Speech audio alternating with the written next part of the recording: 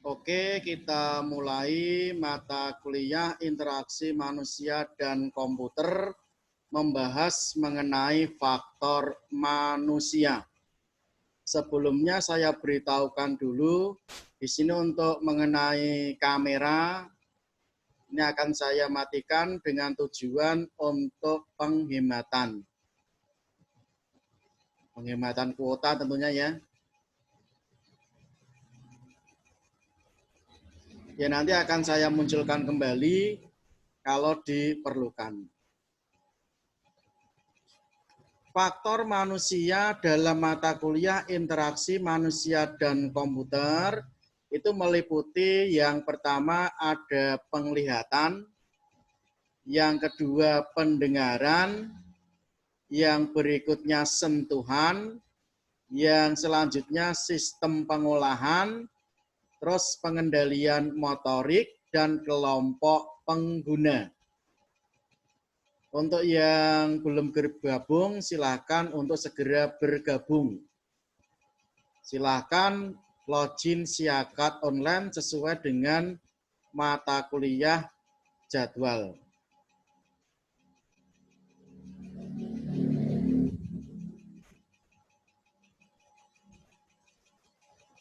Di dalam faktor manusia, yang pertama penglihatan dibagi menjadi luminan, terus ada kontras dan kecerahan, sudut, ketajaman, dan medan penglihatan, dan warna.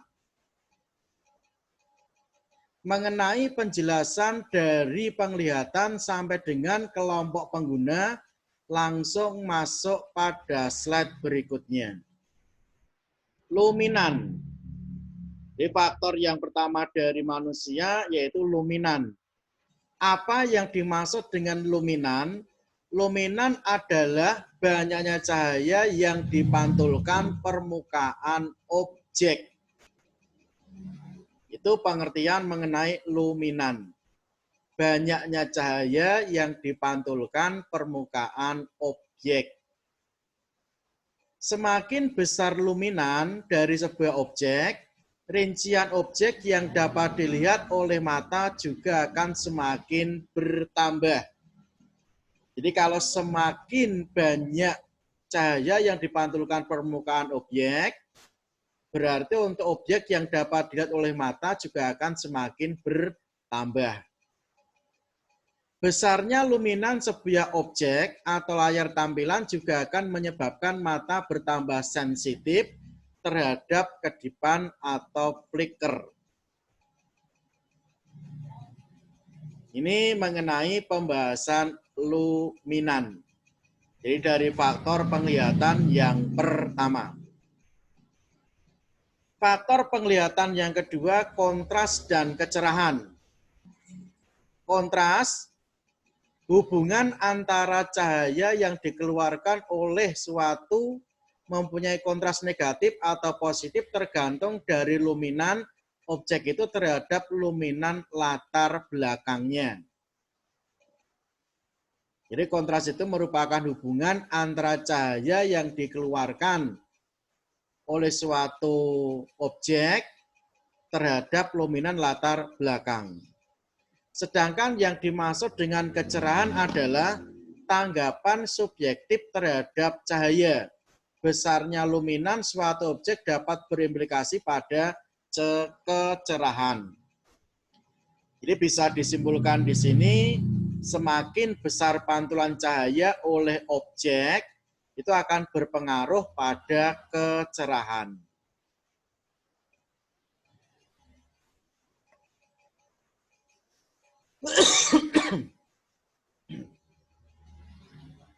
Berikutnya pembahasan mengenai kisi-kisi Hirman.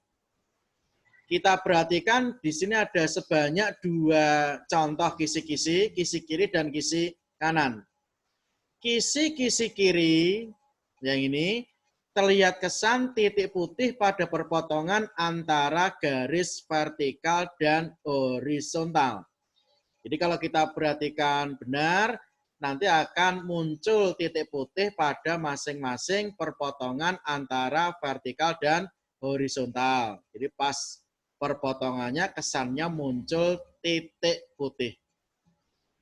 Sedangkan kisi-kisi sebelah kanan terlihat kesan titik hitam pada perpotongan antara garis vertikal dan horizontal. Tetapi jika mata tepat pada titik perpotongan tersebut, titik hitam ataupun titik putih akan hilang. Jadi kalau kita hanya melihat sekilas, ini yang sebelah kiri perpotongannya akan muncul yang titik putih. Sedangkan yang sebelah kanan pas perpotongan akan muncul yang titik hitam. Tapi kalau perhatikan tepat pada perpotongannya, titik tersebut akan hilang. Bisa dicoba, diamati, silahkan amati yang sebelah kiri. Jadi garis vertikal horizontalnya berwarna hitam, background-nya berwarna putih. Tapi kalau yang ini dibalik, garis vertikal horizontal berwarna putih, background-nya berwarna hitam.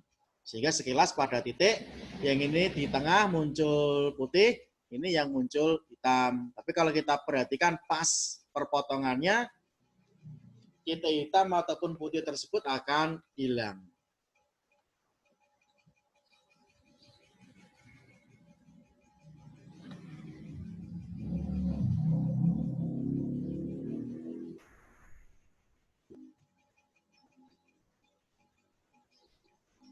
Berikutnya sudut ketajaman dan medan penglihatan. Yang dimaksud dengan sudut penglihatan atau visual angle adalah sudut yang berhadapan oleh objek mata. Sudut penglihatan ini mengindikasikan seberapa banyak area dari pandangan objek yang tertangkap atau berhubungan dengan ukuran dan jarak dari mata. Jadi sudut penglihatan di situ visual angle nanti akan berhubungan dengan ukuran dan jarak dari mata. Ketajaman penglihatan adalah kemampuan mata untuk mempersepsikan gambaran detail objek yang dipandang dengan jelas. Jadi kalau bisa mempersepsikan gambaran detail objek dengan jelas, itu merupakan ketajaman penglihatan. Sedangkan yang dimaksud dengan medan penglihatan adalah sudut yang dibentuk ketika mata bergerak ke kiri terjauh dan ke kanan terjauh. Itu sudut penglihatan, ketajaman penglihatan, dan medan penglihatan. Medan penglihatan berarti untuk sudut yang dibentuk ketika mata bergerak ke kiri paling jauh dan ke kanan yang paling jauh. Berikutnya mengenai medan penglihatan, ada penglihatan binokuler. Daerah di mana kedua mata mampu melihat sebuah objek dalam keadaan yang sama. Pada daerah ini maka saya ulangi, pada daerah ini mata dapat bergerak ke kiri dan ke kanan sejauh sudut 60 derajat sampai 70 derajat. Penglihatan monokuler kiri. Daerah di mana mata kiri dapat bergerak ke sudut paling kiri. Penglihatan monokuler kanan. Daerah di mana mata kanan dapat bergerak ke sudut paling kanan. Sedangkan yang dimaksud dengan daerah buta, daerah yang tidak dapat dilihat kedua mata.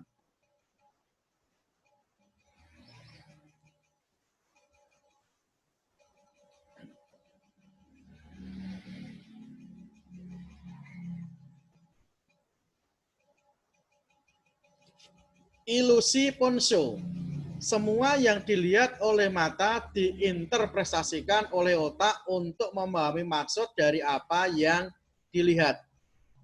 Dari kedua blok tersebut, mana yang lebih panjang? Jadi di sini ada gambar dari yang sebelah kanan. Nanti kita bisa memperhatikan ilusi Ponceau contohnya. Dari kedua blok tersebut, mana yang paling panjang? pasti kita akan menjawab jelas dijawab blok yang paling atas.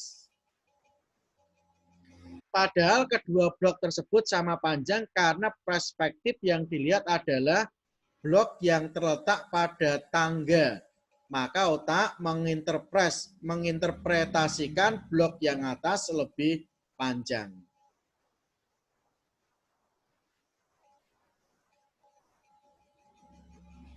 Pembahasan berikutnya mengenai faktor warna. Apa yang dimaksud dengan warna? Warna adalah hasil dari cahaya yang terbentuk dari dari corak, dari intensitas, saturation, atau kejenuhan atau jumlah putih pada warna. Jadi warna itu hasil dari cahaya yang terbentuk dari corak, dari intensitas, dan dari saturation. Seseorang yang mempunyai penglihatan warna normal mampu membedakan kira-kira 128 warna yang berbeda. Dengan warna, manusia mampu membedakan satu objek dengan objek yang lain, sehingga manusia dapat terbantukan dalam mengolah data menjadi informasi.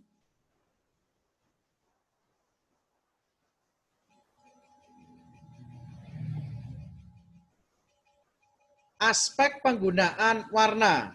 Pertama, aspek psikologi. Hindari penggunaan warna tajam secara simultan. Pengaturan cahaya di dalam ruangan diperlukan karena warna akan berubah ketika cahaya berubah. Aspek persepsi. Secara umum, latar belakang dengan warna gelap akan memberikan kenampakan yang lebih baik. Diartikan informasi lebih jelas dibanding warna yang lebih cerah. Ketiga, aspek kognitif. Penggunaan warna bertujuan untuk menarik perhatian atau pengelompokan informasi. Sehingga tidak perlu menggunakan warna yang berlebihan. Itu aspek penggunaan warna, ada aspek psikologi, ada aspek persepsi, ada kognitif.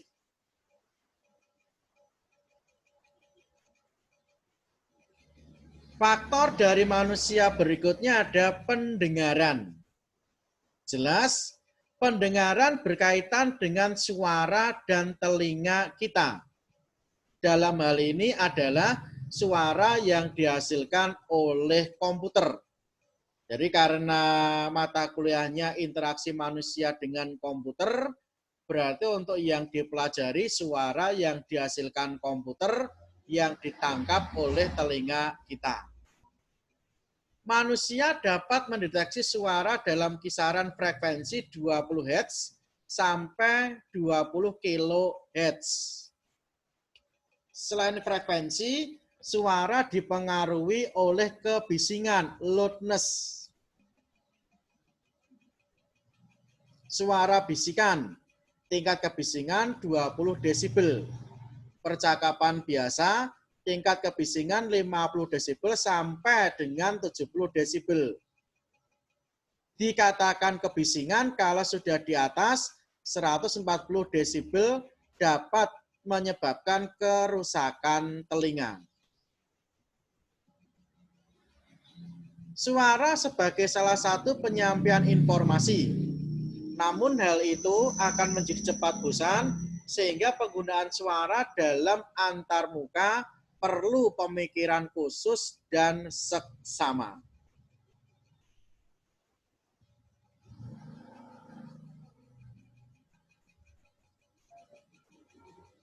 Faktor berikutnya sentuhan.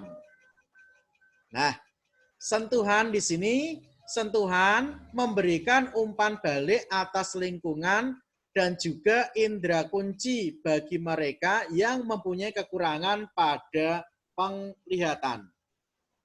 Sensitivitas sentuhan berhubungan dengan aspek ergonomis dalam sebuah sistem balik melalui media inputan maupun media keluaran. Penggunaan keyboard yang harus dilakukan penekanan yang cukup berat atau malah terlalu ringan. Penggunaan mouse juga memiliki karakter yang berbeda-beda. Mouse bisa sedikit saja digerakkan, pointernya sudah melakukan perpindahan dan juga sebaliknya.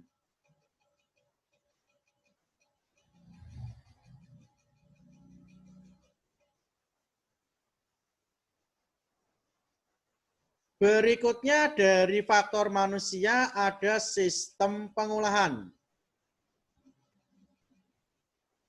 Sistem pemrosesan manusia merupakan sistem yang sangat kompleks, sulit dimengerti, dan tidak bisa diukur secara akurat atau disajikan secara utuh dalam suatu pemodelan. Pendekatan pemodelan memori manusia. Yang pertama ada pemrosesan persepsi, yang kedua pemrosesan intelektual atau kognitif, yang ketiga kontrol motorik.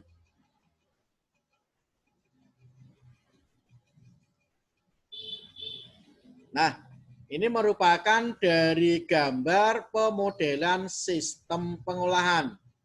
Jadi untuk dikatakan tadi, sistem pada manusia merupakan sistem yang kompleks, sistem yang besar. Di sini merupakan komputer, di sini untuk yang merupakan memori.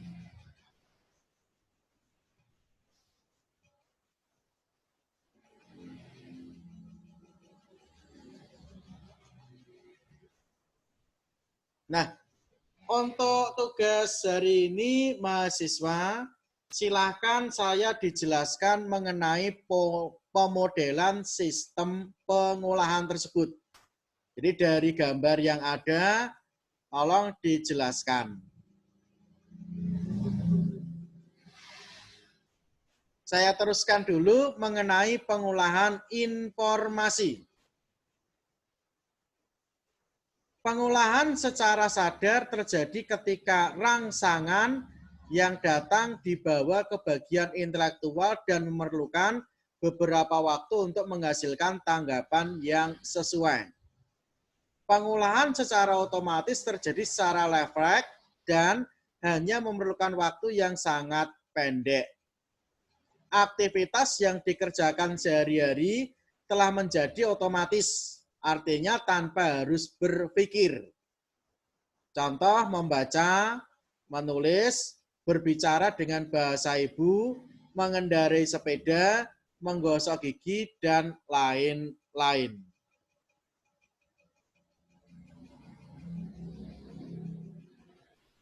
Nah, selanjutnya pembahasan mengenai memori manusia. Proses pengolahan melibatkan memori manusia yang berfungsi sebagai tempat penyaringan, sebagai tempat sensor, tempat memproses ingatan, memori jangka pendek, dan memori jangka panjang. Sensor memori itu ada isonik, ada ekonik, dan ada hapnik. Isonik berfungsi menerima rangsang penglihatan, menerima rangsang visual. Ekoik berfungsi menerima rangsang suara. Haptik berfungsi menerima rangsang sentuhan. Setelah diperhatikan, nanti akan disimpan ke memori jangka pendek atau ke memori sementara. Terus nanti akan berulang menjadi memori jangka panjang.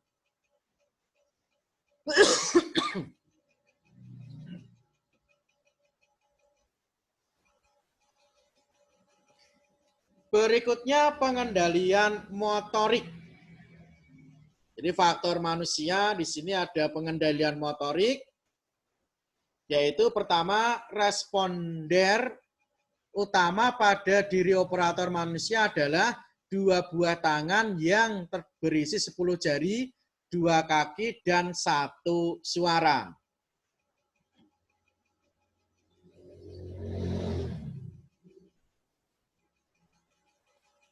Yang kedua, pengendalian motorik ini mempengaruhi bagaimana kita bergerak dan berinteraksi dengan komputer.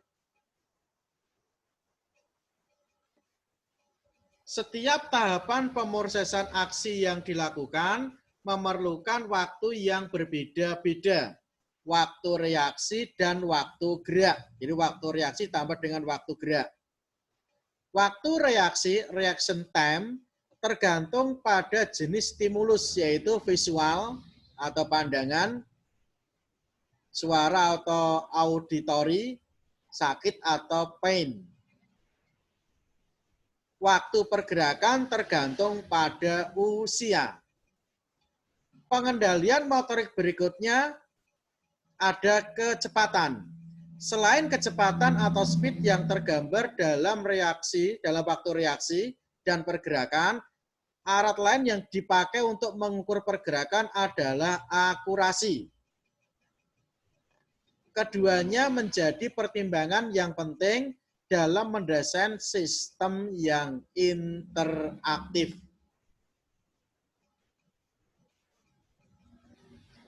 Jadi untuk bisa mendapatkan kaitannya dengan materi yang kemarin, yang antar muka pengguna supaya user friendly, di sini untuk diperlukan mengenai pengaturan dari tingkat kecepatan dan akurasi. Karena kecepatan dan akurasi itu akan menjadi pertimbangan yang penting dalam mendesain sistem yang interaktif. Jadi untuk pengendalian motorik ini merupakan penjelasan yang paling bawah. Kalau saya buat kesimpulan di sini pada mata kuliah interaksi manusia dan komputer, pembahasan mengenai faktor manusia itu meliputi penglihatan, ada pengertian luminan, kontras dan kecerahan, sudut ketajaman dan medan penglihatan beserta warna. Faktor manusia berikutnya, interaksi manusia dan komputer, ada pendengaran, berikutnya sentuhan, berikutnya sistem pengolahan, pengendalian motorik, dan kelompok pengguna. Jadi kalau tadi perlu ditambahkan mengenai kelompok pengguna, ini untuk dibagi-bagi nanti berdasarkan kelompok-kelompok tertentu. Jadi kalau misalkan untuk mengenai sistem informasi akuntansi, biasanya digunakan untuk kelompoknya yang berhubungan dengan hal-hal keuangan, laporan keuangan suatu organisasi atau perusahaan. Nah, tadi kan dibahas mengenai luminan, banyaknya cahaya yang dipantulkan permukaan objek. Intinya kalau semakin banyak cahaya yang dipantulkan, nanti akan objek yang kelihatan semakin bertambah. Kontras dan kecerahan. Kontras hubungannya dengan cahaya dan latar belakang. Kalau kecerahan itu untuk tanggapan subjek terhadap cahaya. Nah, ini ada kisi-kisi Hirman.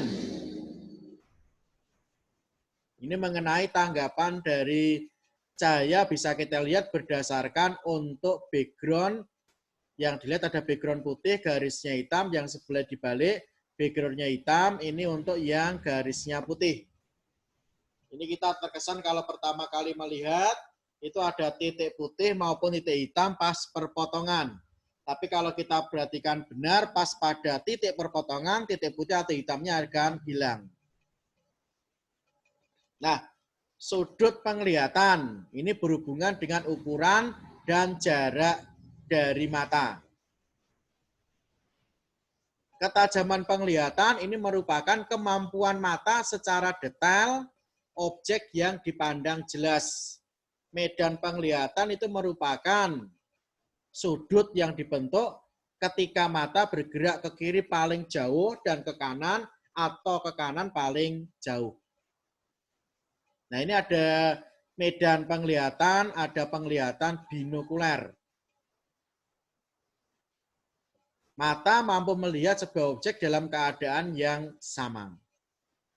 Monokuler kiri berarti nanti hanya dapat bergerak ke kiri, kalau kanan daerah di mana mata kanan dapat bergerak ke sudut paling kanan. Kalau daerah buta jelas ini daerah yang tidak dapat dilihat kedua mata.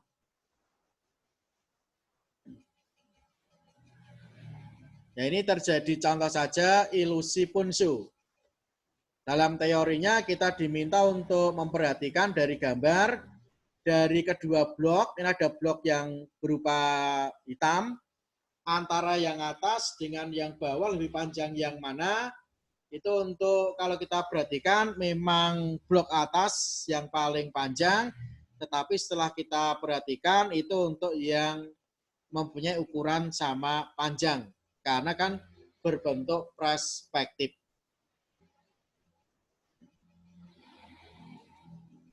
Nah, ini mengenai warna. Intinya kalau kita masih normal bisa membedakan sampai kira-kira 128 warna. Dengan adanya warna itu untuk bisa membantu mengolah data menjadi informasi. Jadi bagian-bagian mana yang terpenting nanti bisa kita tonjolkan dengan warna-warna tertentu.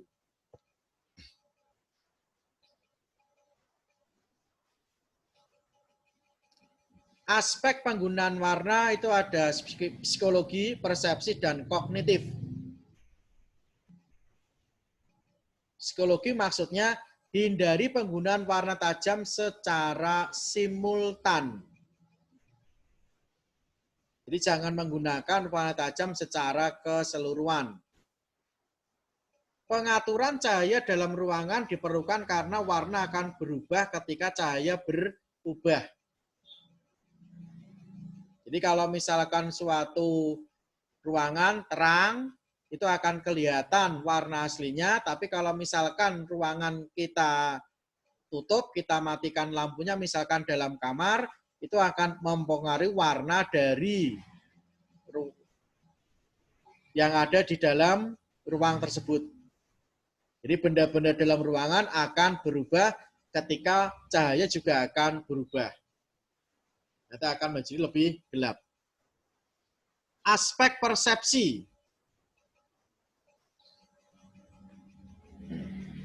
Secara umum latar belakang dengan warna gelap akan memberikan kenampakan yang lebih baik dibanding warna yang lebih cerah. Ini persepsinya seperti ini. Jadi warna yang gelap akan memberikan kenampakan yang lebih baik dibanding dengan warna yang lebih cerah. Aspek kognitif bertujuan menarik perhatian atau pengelompokan informasi sehingga tidak perlu menggunakan warna-warna yang berlebihan. Nah, ini masalah pendengaran. Pendengaran manusia terdeteksi 20 Hz sampai dengan 20 kHz. Nanti kalau sudah di atas 140 desibel dapat menyebabkan kerusakan telinga. Nah, ini sentuhan. Sentuhan kaitannya dengan sensitivitas sentuhan berhubungan dengan aspek ergonomis dalam sebuah sistem baik melalui media inputan maupun media keluaran. Contoh, kita nanti bisa menekan keyboard, apakah keyboardnya itu berat atau ringan. Terus kita bisa menggerakkan mouse pelan ataupun cepat.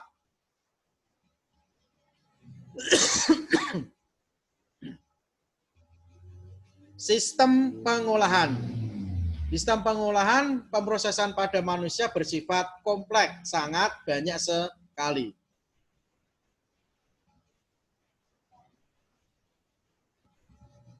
Nah, ini merupakan pengolahan informasi. Jadi ada pengolahan secara sadar ketika rangsangan yang datang dibawa ke bagian intelektual. Dan memerlukan beberapa waktu untuk menghasilkan tanggapan sesuai. Jadi informasinya diterima dulu, diproses, baru nanti untuk menghasilkan tanggapan.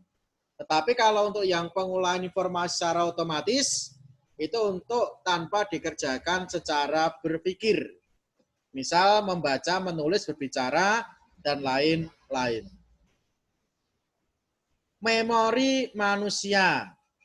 Sensor memori manusia ada menerima rangsang penglihatan, menerima rangsang suara, menerima rangsang sentuhan.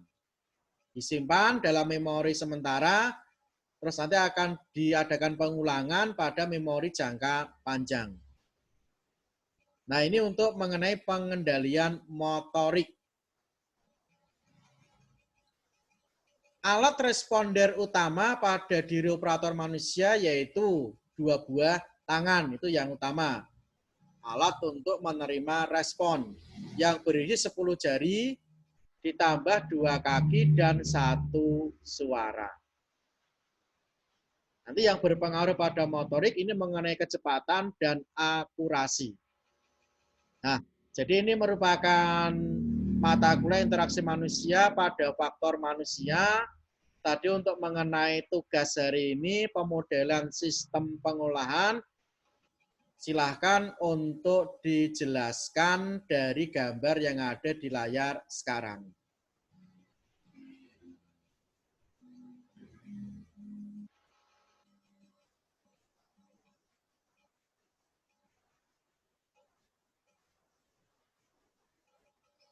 Silahkan bisa disiapkan kertas, disiapkan alat tulis, bisa mulai dijawab.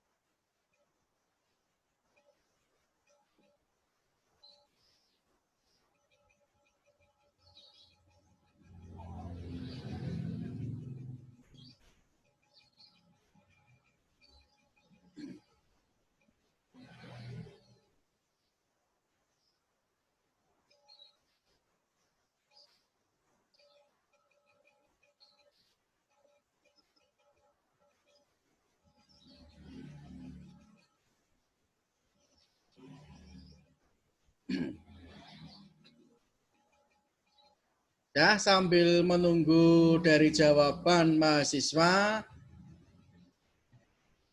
bisa saya tutup dulu untuk perkuliahan kali ini. Terima kasih, semoga bermanfaat.